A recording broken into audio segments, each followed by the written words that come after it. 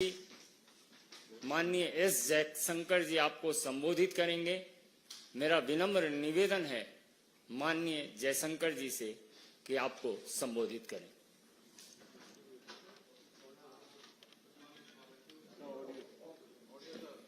Good morning to all of you. I know it's a little bit early, so thank you for making the effort. Today's press conference is about the Kachatibu issue and also the situation of Tamil fishermen which arises from it. Now, maybe all of you may not be completely familiar with Kachatibu, the whole problem. So let me first explain what the issue is, and then I want to tell you today what has really transpired, which has created the issue, and why that issue is today relevant to all of us. Why are we debating it today? In 1974, India and Sri Lanka, in June 1974, concluded an agreement where they drew their maritime boundary. And in drawing the maritime boundary, Kachatibu was put on the Sri Lankan side of the boundary. This agreement of 1974 had three other clauses. One clause which said that each country shall have sovereignty and exclusive jurisdiction and control over the waters. The second clause, Article 5, it gave to Indian fishermen that they will continue to access Kachatibu as hitherto and will not be required to obtain travel documents. And the third one, that the vessels of India and Sri Lanka will enjoy in each other's waters such rights that they have traditionally enjoyed. So this was the agreement which was reached in 1974 in June. Now when this agreement was presented before Parliament, the then Foreign Minister, Sri Swaran Singh ji, he actually assured the Parliament, and I am reading his words, I feel confident that the agreement demarcating the maritime boundary in the Pork Bay will be considered as fair, just and equitable to both countries. At the same time, I wish to remind the honourable members that in concluding this agreement, the rights of fishing, please note, the rights of fishing, pilgrimage and navigation, which both sides have enjoyed in the past, have been fully safeguarded for the future. This was the assurance that the then Foreign Minister, Sri Swaran Singh ji, gave in Parliament at that time. 1974, July 23, 1974. Now, in less than 2 years, actually, there was another agreement between India and Sri Lanka through an exchange of letters. And in this agreement, now India proposed the following. Again, I'm reading to you from the original document. With the establishment of the exclusive economic zones by the two countries, India and Sri Lanka will exercise sovereign rights over the living and non-living resources of their respective zone. The fishing vessels and fishermen of India shall not engage in fishing in the historic waters, the territorial sea, and the exclusive zone of Sri Lanka. So, 1974, assurance is given. By 1976, an agreement is concluded which actually gives away this assurance. Now, once this agreement in 1976 was concluded, there then evolved a position, a standard position you can say, of the government on this matter. And I'm reading to you an example. This is from 2006. It is a question which is answered by the then Minister E. Ahmed on the floor of the Parliament. And he says, Mr. Ahmed, the 1974 agreement on the demarcation of the international maritime boundary line between India and Sri Lanka, as also the exchange of letters of 1976 on this issue of fishing rights, stipulate that the fishing vessels and fishermen of India shall not engage in fishing in the historic waters, territorial seas and the EEZ of Sri Lanka. So this is now the position which is taken by the government as a regular position. I am only giving you one example from 2006. So what has happened? What has been the consequence of this? In the last 20 years, 6,184 Indian fishermen have been detained by Sri Lanka. 6,184. And in the same period, 1,175 fishing vessels, Indian fishing vessels, have been seized, detained, apprehended by the Sri Lankans. So this is really today the background. This is the issue that we are discussing. Now you can ask, why are we discussing it? And the answer is, in the last 5 years, in the Parliament, in the Consultative Committee, we have repeatedly, this issue, Kachativu issue and the fishermen's issue, has been repeatedly raised by various parties, by all parties, I would say. As I mentioned, in Parliament, it has come up as Parliament question. It has come up in debates. It has been raised in the Consultative Committee. And in fact, Chief Minister of Tamil Nadu has written to me numerous times. And my record shows that to the current Chief Minister, I have myself replied 21 times on this issue. So please understand, this is not an issue which has suddenly surfaced. This is a live issue. It is an issue which has been very much debated in Parliament, in Tamil Nadu circles as well. It has been the subject of correspondence between the union government and the state government. And as I said, 21 times I have myself replied to letters. Now, every political party in Tamil Nadu has taken a position on this. And here, one of the reasons why we are debating it is, in looking at these two issues, the Kachativu issue and the fishermen issue, two parties, the Congress and the DMK, have approached this matter as though they have no responsibility for it, as though the situation is for central government, today's central government, for them to resolve. There is no history to this. This has just happened. They are the people who are taking up the cause. That is the way they would like to project it. So the purpose of the press conference today, why I am talking to all of you, is we believe that the public has a right to know. The public has a right to know, how did this situation come about? How was Kachativu, how was the 1974 agreement reached? How was Kachativu given away? How was the fishing issue handled? Because please understand, the fishing issue actually emanated from a 1976 agreement. So there are two agreements we are talking about. So because these have been live issues, because they have been discussed earlier also in Parliament, two documents were sought from us as an RTI request. And these were provided.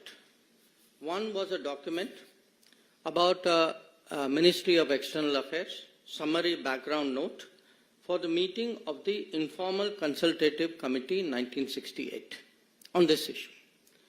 And the second was a record of discussion of a meeting between the then Foreign Secretary and the then Chief Minister of Tamil Nadu, Honorable Kalaignar Karunanidhi, in June 1974. Now, the point today is, we know there are two agreements. We know there's a 1974 agreement. We know there is a 1976 agreement. We know who did this. How has the situation arisen? What we do not know is who hid this, who has been party to it, what has been concealed from the public, and we believe it is the right of the public today to know how did this situation come about. Now, with regard to the Kachatibu issue itself, there have been claims and counterclaims. India had its arguments. Sri Lanka had its arguments. In fact, in one of the two documents, both documents actually, but one has more detail than the other, these claims have been spelled out in some detail. India's claim is mainly that the Kachatibu Island belonged to the Raja of Ramnath, and that he had it from the time that East India Company assigned it to him. It was part of his zamindari rights, and these rights also included fishery, and also that later on these rights moved from the Raja of Ramnath to the Madras government. A second argument was that during after independence, for many years, Indian customs regularly went to Kachatibu, and this was not obstructed.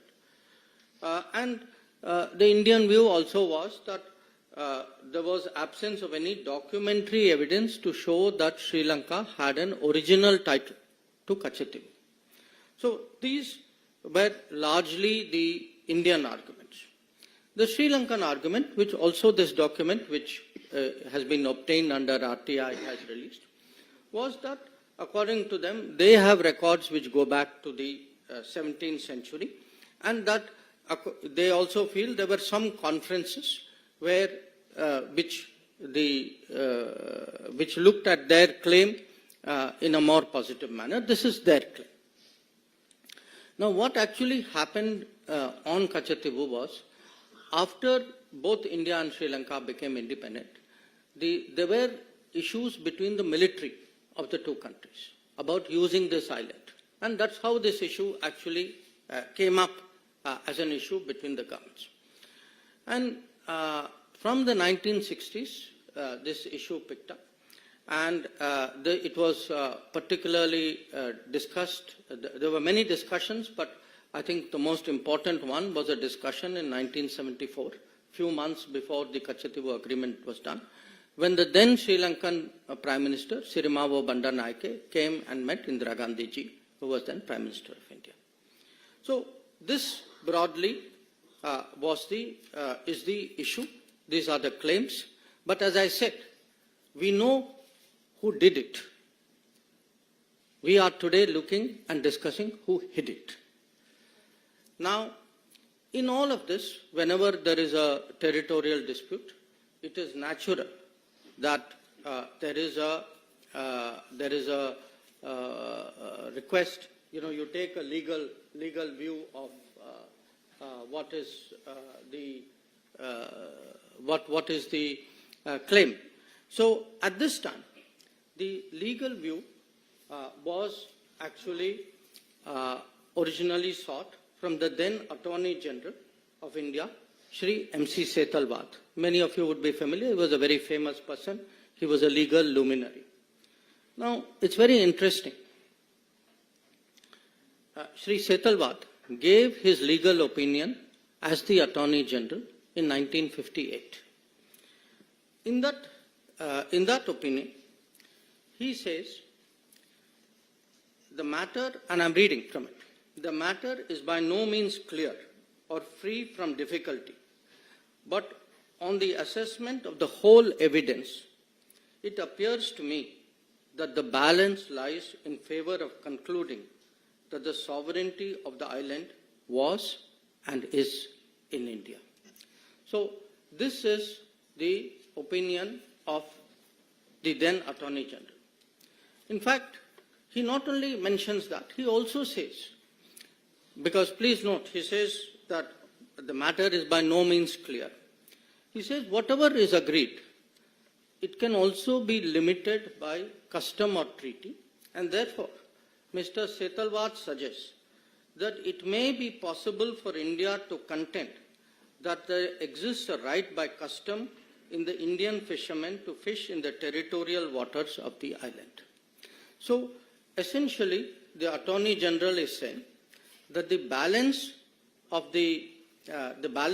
is something which goes in favor of India.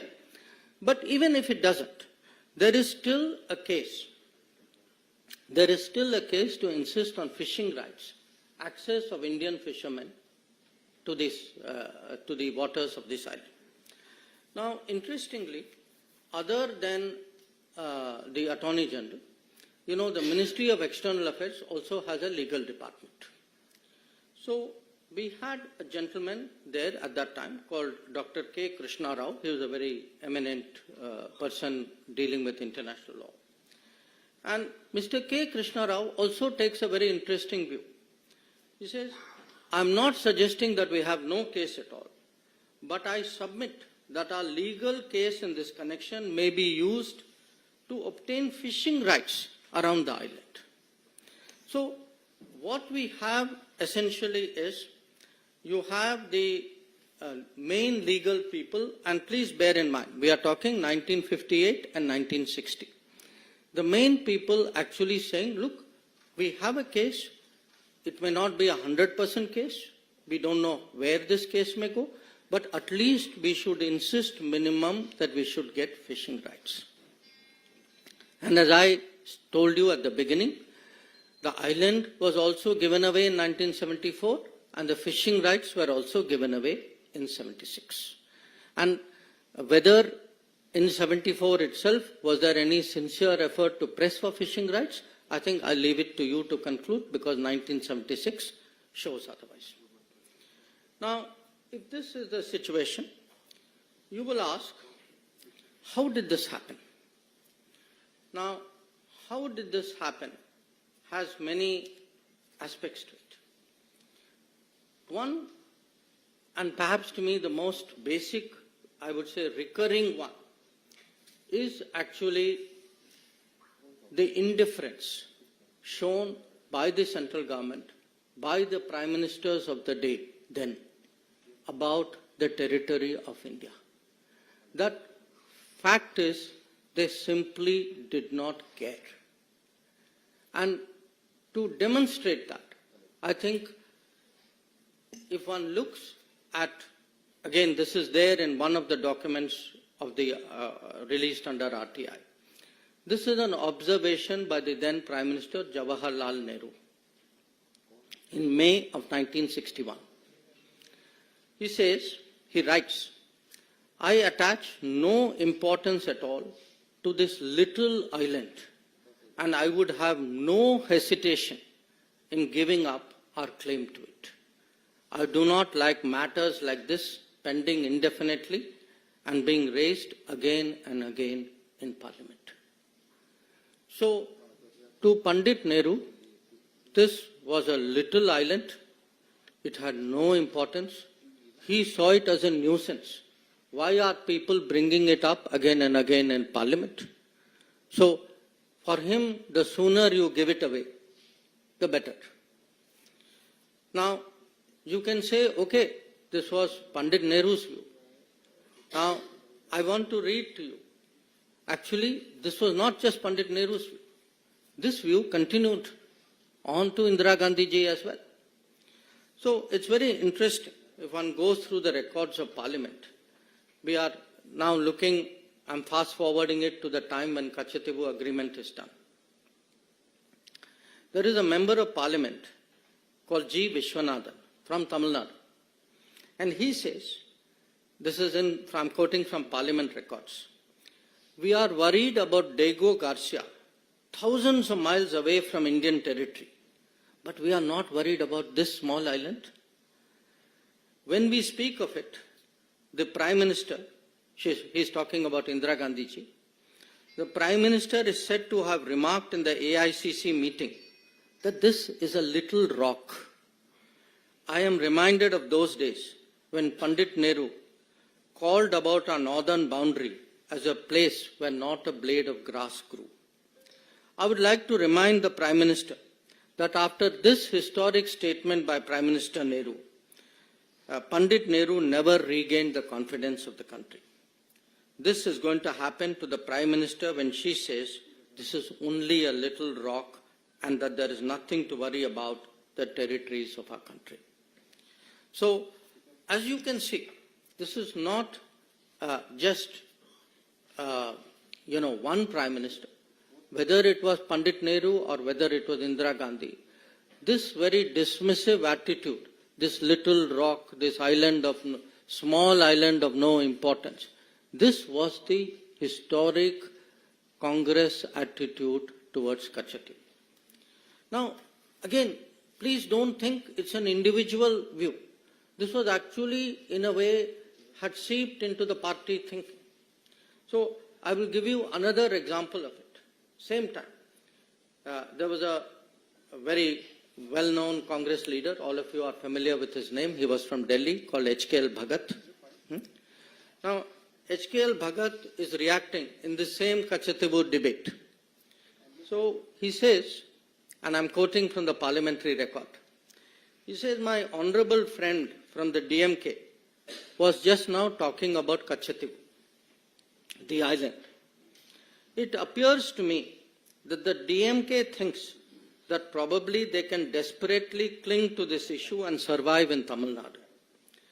The Jansangh at one time thought they could survive by clinging on to Kutch, but they failed. The DMK is also bound to fail because people of India and the people of Tamil Nadu are mature enough to see that it is in the interest of India, a big and great country, to keep her neighbors, particularly her small neighbors, satisfied. So, please appreciate today how strong, how deep, how pervasive this thinking was. For them sitting in Delhi, this island, this small rock, this island of no importance, this did not matter. It was an inconvenience to be given away so that they, in their minds, could actually get, not just have good relations with a neighbor. They found it irritating, it was coming up in parliament. For them, it was a headache. So, they saw the territory of India. And when someone says Jansangh also had the same view, yes, there were parties for whom every millimeter of Indian territory mattered. Apparently, there were parties to whom even large tracts of Indian territory, as we saw in Aksai Chin, did not matter. Now, so far, I have spoken about what was the approach of the central government and of the Congress party. But you have to ask yourself, would it have been possible if there was no connivance at the state level? Now, since 1974, we have heard protestations from the state government, then state government, from the DMK. As I pointed out, I get so many letters even now from the Chief Minister of the DMK. So, I want to now turn the focus to the second document of the RTI. This is a document which is a record of a meeting on 19 June 1974, which is held in Fort St. George, the Secretariat, Tamil Nadu Secretariat conference room, where the Foreign Secretary, accompanied by the Director of the Historical Division, he calls on the then Chief Minister of Tamil Nadu, Kalaignar Karunanidhi, and present there are the Tamil Nadu Chief Secretary, gentleman called P. Sabanayakam, and the Home Secretary, a gentleman called S.P. Ambrose. Now, I want to share with you the relevant part of this, because this will now answer the question, not just the question who did it, but the question who hid it also. After the exchange of courtesies, Foreign Secretary, recalling the talks he had in New Delhi with the Chief Minister in 13th October 1973. So please note, we are talking 19 June 74.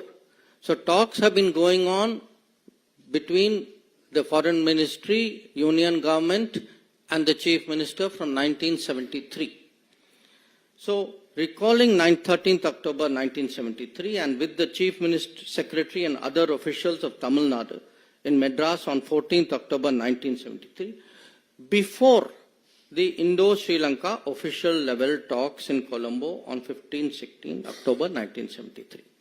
So the key point is, 1 year before the Kachatibu agreement, already then Union government and then state government led by DMK were already, the chief minister, up to the level of chief minister, were already discussing this agreement, and they are discussing this agreement before they actually go into talks with Sri Lanka.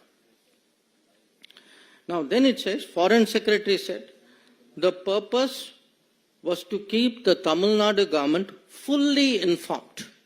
Please note these words, fully informed of the developments in the talks with Sri Lanka and get the benefit of the views and negotiations of the Tamil Nadu, views and suggestions of the Tamil Nadu authorities. So this is actually the truth. The truth is, for a party which has been saying, how was Kachativu given away?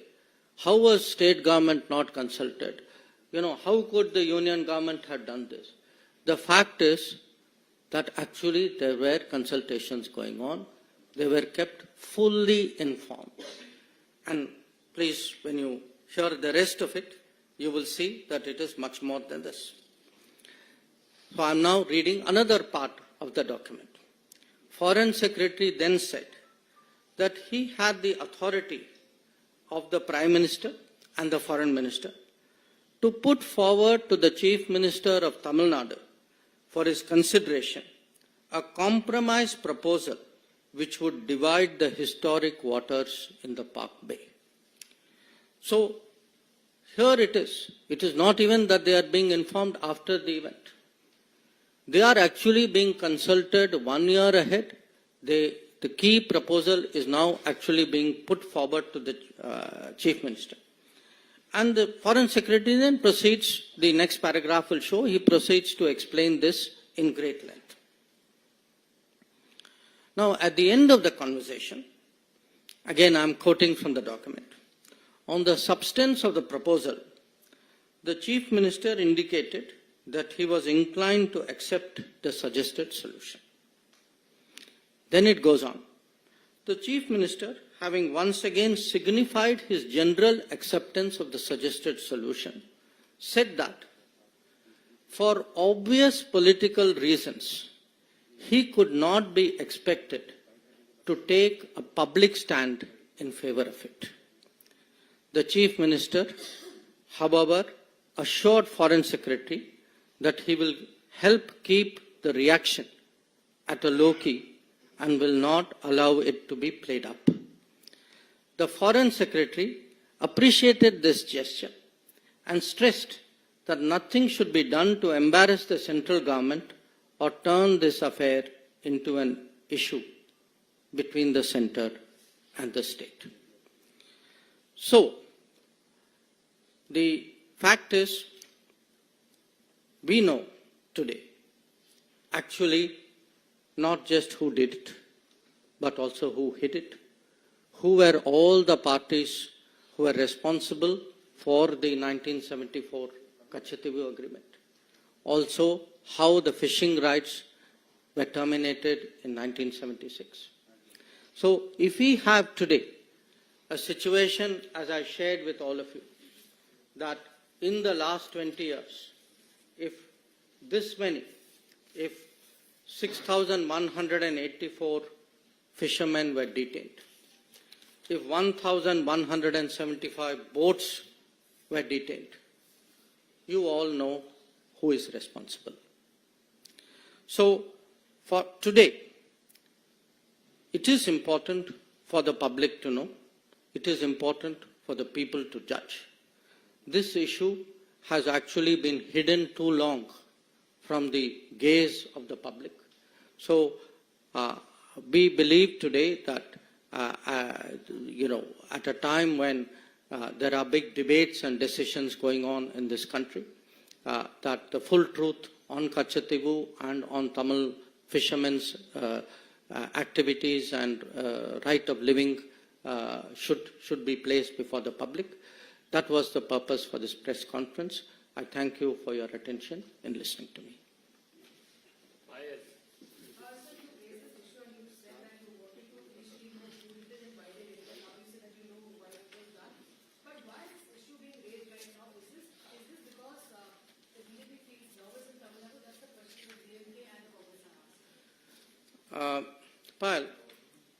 I don't think it is a question of feeling nervous. On the contrary, I think anybody who has seen the Prime Minister's road shows will see the upsurge and the enthusiasm in Tamil Nadu.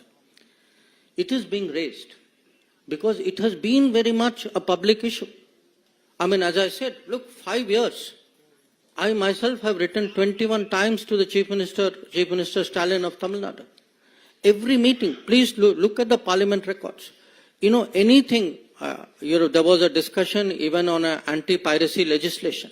The DMK members stood up immediately and said, Kachativu, Tamil Nadu fishermen. We support it. But they should take responsibility for the actions of, their leader and their party and the state government which they led. And so should the Congress. I mean, if their policies, their conscious decisions and things which they had as a deal between them, if this deal led to this situation, they should own up to it. And why am I bringing it up? I am bringing it up today because fishermen are still being detained. Boats are still being apprehended. Issue is still being raised in Parliament. But it's being raised in Parliament by two parties who actually did it and say, oh, I had nothing to do with this. So I think the truth must come out. Deepika Rathod, please. Deepika Rathod. No, sorry, your question is on this topic? Let me take the question on the topic.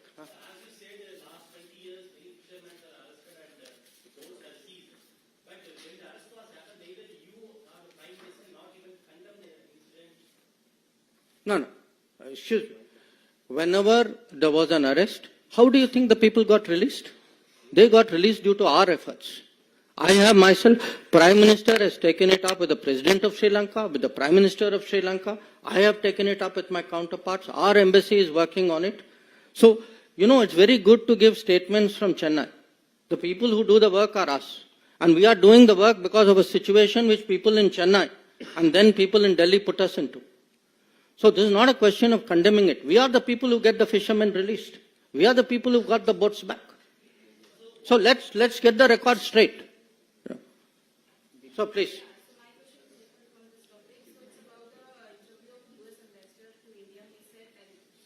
No, wait.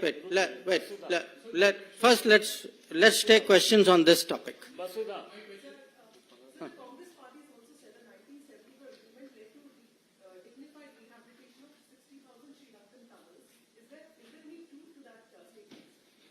I think if you look at the 1974 agreement, that agreement there's nothing in that agreement which shows that there is any other benefit other than what is there in the agreement. See, what is very troubling? What is troubling is, okay, there was a 1974 agreement. You know the controversy about that. You all know that this matter has gone to Supreme Court. It is sub judice out there. Then, after giving assurance in 1974 that nothing has actually changed, in less than 2 years, actually the fishing rights change. Okay. Then, now two things have happened. After that, to pretend that I have nothing to do with this, that, somehow the government of the day has to deal with it. I mean, this gentleman is asking me, why Prime Minister and you have not condemned it. Look at the people who created the problem in the first place. They are washing their hands of it as though they had nothing to do with it. We are the people who today are facing the consequences and trying to help the fishermen of Tamil Nadu. Sir, the economic impact, almost 50 years, 48 years to be precise, since actually this happened, this deal was signed. What has been the economic impact? And you have already talked about the boats and the people there who have been arrested and taken out of the prison from that issue. See, what has happened is these agreements have been done. Okay? The result of these agreements today is a situation which is a source of great concern. Okay. Now, what is important for people to know is how did this situation come about? Who is responsible for it? So that we can now find solutions. We have to find a solution. we have to find a solution to the livelihood pressures on Tamil Nadu fishermen. We have to find it. Obviously, it has to be something that we'll have to sit down and work out with the Sri Lankan government as well. And in fact, we have made great efforts. On the contrary, we have tried to, this government has tried to support them through various schemes by giving them, support for longliners, which will take them further away into the sea, by trying to support the fishing industry out there, by trying, wherever there is an apprehension, by working out procedures and getting them back. So we have given, 100% support and more for the fishermen. But somewhere we have to be honest about how this situation came about. And I think particularly because people are politically posturing, the same people who connived at all this are today standing up and trying to pretend to be champions of this fishermen. Anand Pandey, TV9.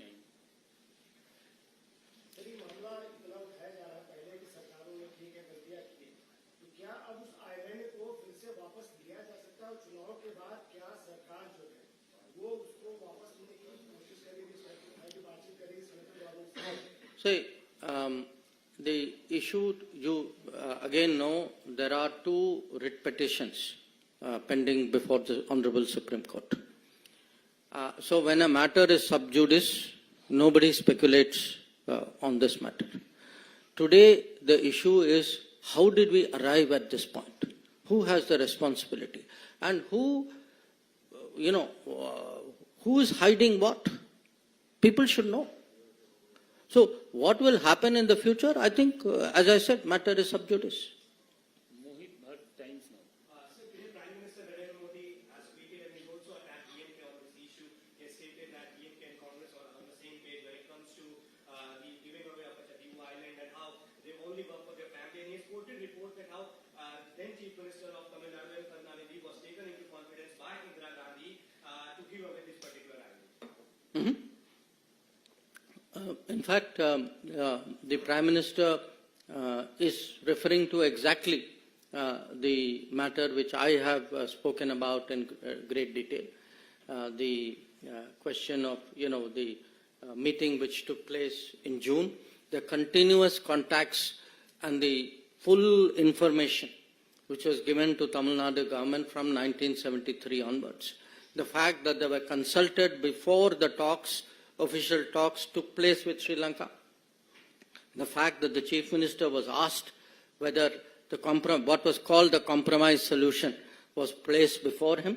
The fact is he gave his assent to it.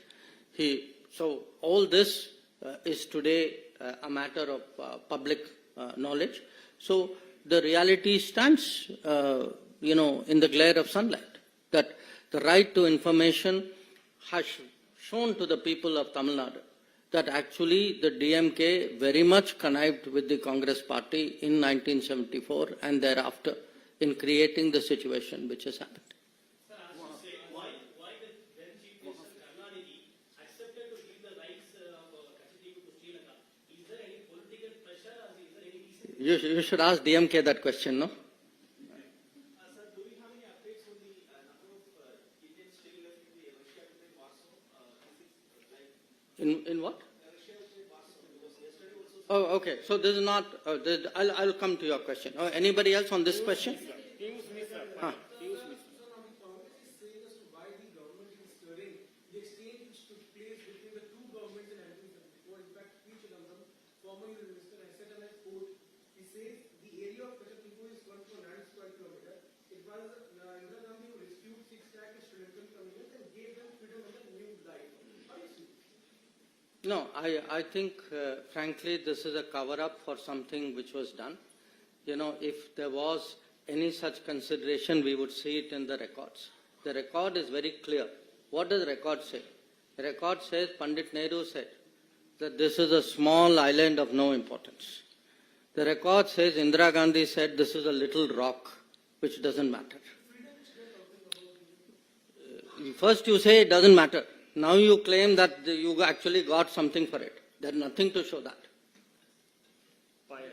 So there's no doubt whatsoever that we are approaching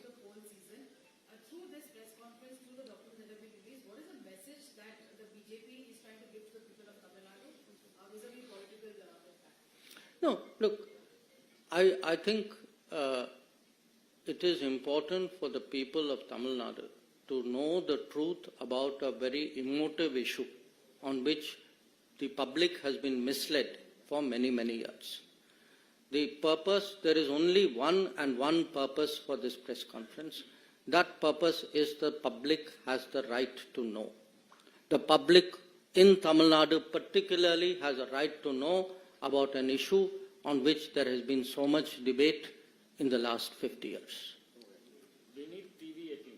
sir आपने बहुत अच्छे से इस मुद्दे को कच्छा TV का जो मुद्दा था उसे समझाया, लेकिन अब बीजेपी क्या चाहती है? कच्छा टीवी को वापस भारत में लेना चाहिए, बीजेपी का क्या चाहती है? I have already answered that question. Huh? You already had 2 chances, please. Sorry? I think all of you are asking what I have already answered. The matter is sub judice before the Honorable Supreme Court. So let us do one thing. I think 2 of you had different questions. First she asked first. Please allow me.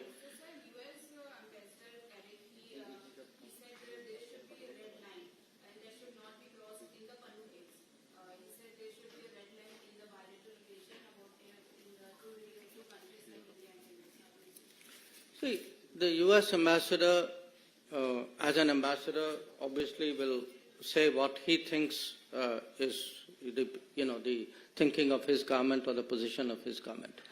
I will say what is the position of my government.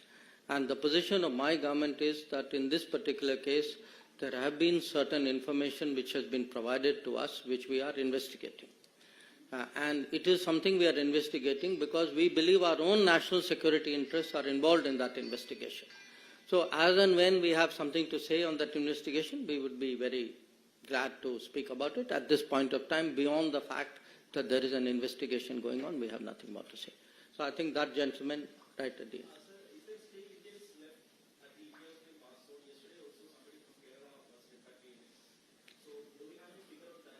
You know, I had the Ukrainian foreign minister in Delhi just 2 days, 3 days ago. And my understanding is, yes, there are some Indians, there are some people who are working there, some people who are studying there. There are different people who are doing different things. So there are some people who have chosen to go back. Again, I want to say, we had given advisories asking people not to put themselves at risk. I mean, that is our duty as a government. But there are people who have chosen to go back. But if there is any situation, see, the Modi Sarkar, through its entire record, wherever any Indian is under any trouble, we have always made it a point to ensure their security. So if there is somebody in a situation, my advice would be they should reach out to the embassy, and I'm sure the embassy would respond. Sorry? Yeah, I'll end with that. I think in that case, we have taken it up very, very strongly with the Russian government, and we are trying to get all these people back to India safely.